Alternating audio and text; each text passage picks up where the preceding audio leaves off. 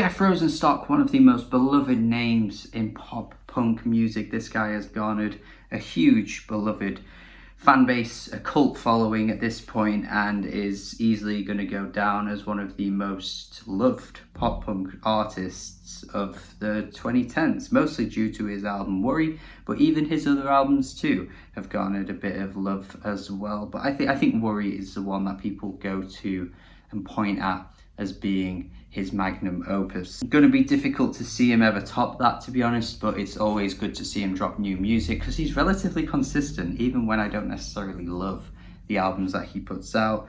For example, his last album, No Dream, as well as Post 2, grew off that one a little bit. Well, that one grew off me a little bit, but I still think it's really good anyway. And the same with No Dream, a lot of fun tunes on that one. I do think he's become a bit like one of those artists where fans are like, I don't like pop punk, but I like Jeff, which is a bit of a shame because I do think pop punk actually has a lot to offer. And, you know, even his brand of kind of like the constant anxious state of affairs that he finds himself in, just looking at the world and viewing things in such a bleak way, hasn't exactly, you know, been down to only him. I think artists like the Wonder Years and Spanish Love Songs have done pretty great jobs at applying their views on things in a similar way that Jeff has too. But it doesn't stop me from loving him any more than I do, because I think he's great. I just really love his approach to vocals, his approach to music, and of course this new album here is the most Jeff Rosenstock thing to do. He's basically, I don't want to say remixed, but he kind of has remixed his last album and just given us very similar songs, but this time in the form of ska. It's all ska music, guys. He's delved into this previously. There was that little run of tracks on Worry, you know, that last section where the album just goes into chaos and pandemonium, and there's a few tracks that do fit the sort of ska theme, and I liked the way he took his album in that direction because it just offered a nice amount of variety and, you know, just brought in this extra element of creativity that I didn't think was, you know, necessary, but yet it was necessary because it was great. Now, as a general rule, ska isn't my favorite genre, and to hear a whole album in that style, it's testing me a little bit. I'm gonna say that. I think in the UK particularly, I think if you're an American viewer, you have to appreciate that in the UK we've had quite a few artists that have gotten big over here, and they've not bastardized, but they've tried combining ska and reggae and dub and pop all together to create the cheesiest fucking thing in the world. Now, this one won't go down too well with some of the dedicated Madness fans, but I'm not the biggest fan of Madness. They were pretty big, I think, in the 80s. I think it was the 80s. I'm not that, you know, caught up on what they were doing really.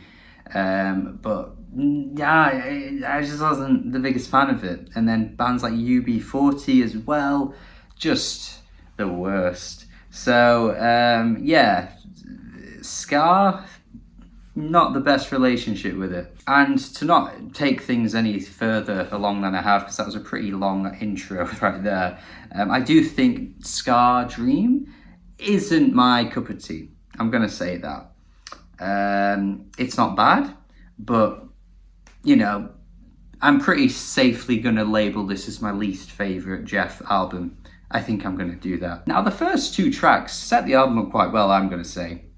I think what Jeff does on these first two tracks is add a few, you know, ska-isms, but basically what he's doing is he's just kind of like warming you up, because there's still a punky, ferocious energy to these tracks that you'd usually expect from Jeff, but there's also that kind of like ska undertone to them. And I think they, you know, they're good tracks in the way that they don't go all the way to the max with the ska. They're just giving you a bit of mix of both. And so the combination of these two things work really well, because Jeff is mostly best suited for punk, And like I said, on Worry, we had these two kind of styles coming together a little bit in places, and the main focus was the pop punk, so it works for these two tracks. But the two issues that we run into is some tracks kind of just copy and paste this formula, and then other tracks go way into the ska sound, and they're the tracks that I'm just not really big on. The little spoken word bit on Scram, just not really that big on it. That little spoken word bit I just find so corny, and then the dub inspired instrumental at the start as well, or mostly in the verses, just feels a bit tacked on. I think it just sounds to me like, you know, typical dub artists from the 70s and 80s, and he kind of just feels like he's copying and pasting what they did. And then the other thing that I said as well, where it just kind of feels like he's just repeating the same formula, is that really by the end of the album, I do feel like I'm starting to hear the same song over and over again. The final track particularly just doesn't take the album in a direction that I haven't already heard already. So it's a bit weird. It sort of feels like the verses on nearly every track have a bit of a ska thing going on, and then it kind of breaks out into chaos and chorus, and then, you know, beyond the chorus it's a bit like and then it kind of like slows things down again. I just don't really feel like there's much of a variety of ideas on many of these tracks. Ska Dream, one of the best examples of that. Pretty tame, and then suddenly it's the whole "it's not a dream, it's not a dream, it's not a dream, it's not a dream," and it breaks out into a really great section. But I just feel like so many of the tracks just do this. Like, it's tame, and then it breaks out into a and then it's tame again. I don't know, man, I just start getting a bit bored. Not as bored as I get with Hornline though. This one is just really bland in the way it sounds. And then Pick It Up, you know, the whole "you will not control" thing that gets repeated over and over again. Just don't know, not really hitting me really. It's a weird album, because I can appreciate that he wanted to do this, but then there's so many sections of the album that just really leave no impact on me. You can tell there's the specials nods on tracks like Rudy of Breathing. Again, if you never really dug into reggae or ska or dub, you should probably go back and listen to bands like the Specials, because they were really good at what they did.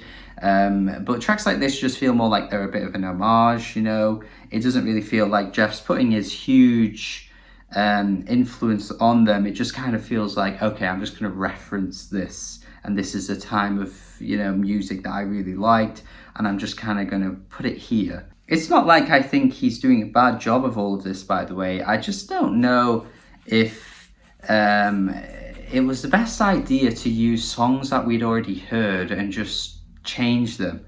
I think that would have benefited this kind of album. I think if they were all original tracks and he just, you know, made it its own little thing, then it would be easier to not just think of what the other tracks sounded like before. And I think there are moments that just feel really tame and lose the impact of what made the actual original songs really impactful. Monday at the Beach is one of the best examples of that. Just taking that really propulsive, fiery, just madness out of the song just makes me go, what are you doing? Why are the vocals like this? Why do they sound like this?